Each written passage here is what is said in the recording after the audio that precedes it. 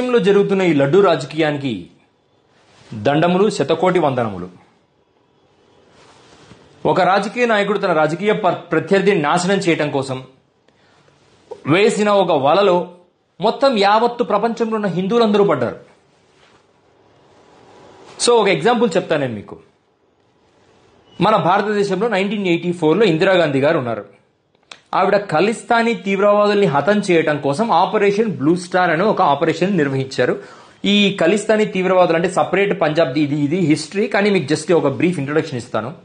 Separate గా మాకు దేశం కావాలి ఖలిస్తాన్ అనే పేరుతో. వీళ్ళందరూ Pakistan supporters, Pakistan backed supporters. So ఈ దేశాన్ని విచ్ఛిన్నం చేయాలన్న ఒక దురుద్దేశంతో వాళ్ళు ఖలిస్తాన్ అని ఒక మూవ్మెంట్ స్టార్ట్ చేశారు. ఎలాగైనా వాళ్ళని అంతం చేయాలి. ఇందిరాగాంధీ గారు ఏం చేశారంటే వాళ్ళని చంపమని ఆర్మీకి ఆర్డర్స్ ఇచ్చారు. ఈ ఆర్డర్ పేరు ఆపరేషన్ బ్లూ స్టార్. వాళ్ళందరూ ఎక్కడ పోయి దాచుకున్నారు? అమృత్సర్ లో గోల్డెన్ టెంపుల్లో దాచిపెట్టుకున్నారు. ఎందుకంటే వీళ్ళు గన్నులు, షూస్ వేసుకొని పోరు కాబట్టి. ఇందిరాగాంధీ గారు ఆ రోజు ఏం చెప్పారంటే లోపలికి వెళ్ళి వాళ్ళని కాల్చి పారేయండి అని చెప్పేశారు. That's it. ఆర్మీ వాళ్ళు ఆ గుడిని వాళ్ళని కాల్చే క్రమంలో ఆ గుడి కూడా ధ్వంసమైంది. ఇక్కడ పంజాబీల మనోభావాలు దెబ్బతిన్నాయి. ఈ పరిస్థితికి, ఈ ఇందిరాగాంధీ గారి పరిస్థితికి నేను ఎందుకు అసోసియేషన్ చెప్తున్నాను అంటే, పంజాబీల మనోభావాలు దెబ్బతింటం వల్ల ప్రతిపక్షానికి ఇందిరాగాంధీ నచ్చదు. ఇందిరాగాంధీని ప్రతిపక్షం తన చేతులతో చంపగలదా? చంపలేదు. ప్రతిపక్షం ఏమని చూపించింది? ఇందిరాగాంధీ పంజాబీల సెంటిమెంట్ని హర్ట్ చేసింది, వాళ్ళ ఆత్మగౌరవాన్ని దెబ్బతీసింది, వాళ్ళ మనోభావాలను దెబ్బతీసింది అని ప్రతిపక్షాలు ఇందిరాగాంధీ గారి మీద దుమ్మెత్తిపోసాయి. ఆల్రెడీ ఆవేశంగా ఉన్న పంజాబీ కమ్యూనిటీ ఇందిరాగాంధీ గారి మీద పీకల దాకా కక్ష నింపుకున్నారు. అలా నింపుకున్న పంజాబీలు వాళ్లల్లో ఒకడు ఆవిడ బాడీగార్డ్ అయి ఉన్నప్పటికీ ఆవిడను టైం చూసుకొని 25 బుల్లెట్లు దింపేశాడు ఆమె గుండెల్లోకి. ఎంత కక్ష పెట్టుకున్నారు?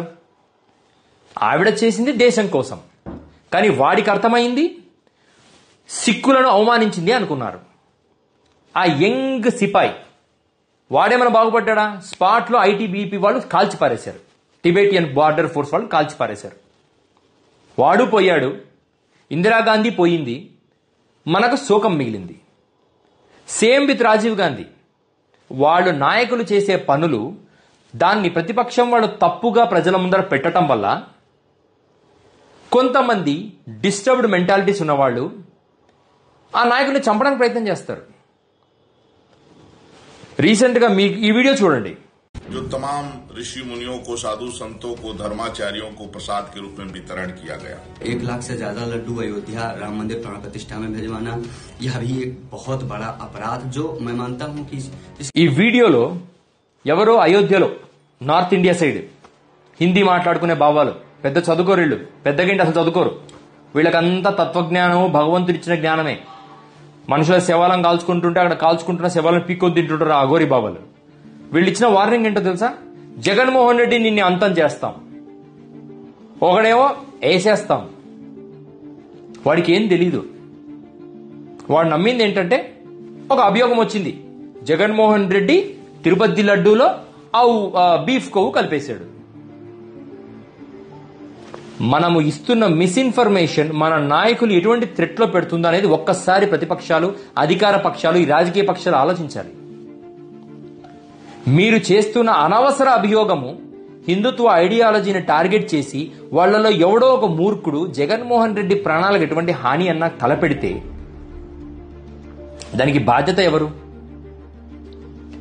పవన్ కళ్యాణ్ గారు ధర్మ పరిరక్షణ కోసం దేశమంతా కదిలి రావాలి అని చెప్తున్న మీరు ఆ ధర్మ పరిరక్షణలో భాగంగా మన దేశంలో ఎన్నో హిందుత్వ సెక్ట్స్, కాపాలికులు, కాళీ ఉపాసన చేస్తున్న వాళ్ళు, నరమాంస భక్షణ చేస్తున్న అఘోరీలు ఎంతో మంది ఉన్నారు. వీళ్ళు కూడా హిందుత్వ ఐడియాలజీని నమ్ముకున్న వాళ్లే.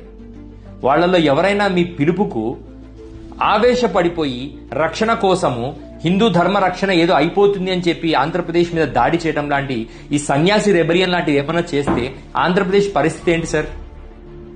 మీ 11 రోజుల దీక్ష సంగతి పక్కన పెడితే ఆంధ్రప్రదేశ్ మనుషుల పరిస్థితి ఏంటి? మన నాయకుల పరిస్థితి ఏంటి?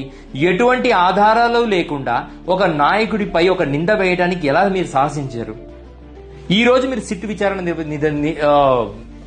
అసైన్ చేస్తున్నారు చంద్రబాబు నాయుడు గారు. మీన్ వైల్ జగన్మోహన్ రెడ్డి గారి మీద ఎటువంటి హిందుత్వ అటాక్ గాని జరిగితే మాబ్ వైలెన్స్ కింద వెళ్లిపోవాలా? అది మన ప్రియతమ నాయకులు ఇటువంటి మూఢ విశ్వాసాలకు, ఇటువంటి తప్పుడు ఆలోచనలకు బలైపోకూడదు కదా.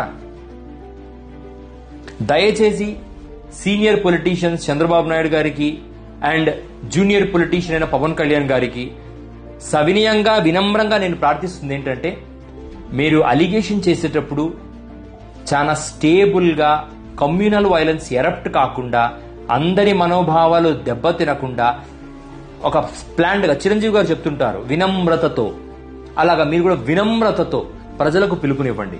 అనవసరంగా ప్రజల ఎమోషన్స్ ని డిస్టర్బ్ చేస్తే తాను పెంచిన పాము తనను కూడా కాటు వేయును అని పెద్దలు ఊరికే చెప్పలేదు. మీరు ఈ పెంచే ఈ కమ్యూనల్ వైలెన్స్ పాము మిమ్మల్ని కూడా కాటేసే పరిస్థితులు రాకపోవు. కాబట్టి దయచేసి రాజకీయంగా ఎత్తులకు పై ఎత్తులు వేయొచ్చు, కానీ ఇటువంటి పరిస్థితులను రాజకీయ నాయకులు, మీ సహచర రాజకీయ నాయకులకు క్రియేట్ చేయకూడదు అనేది నా సవినయంగా మనవి, ప్రార్థన. అర్థం చేసుకుంటారని భావిస్తున్నాను.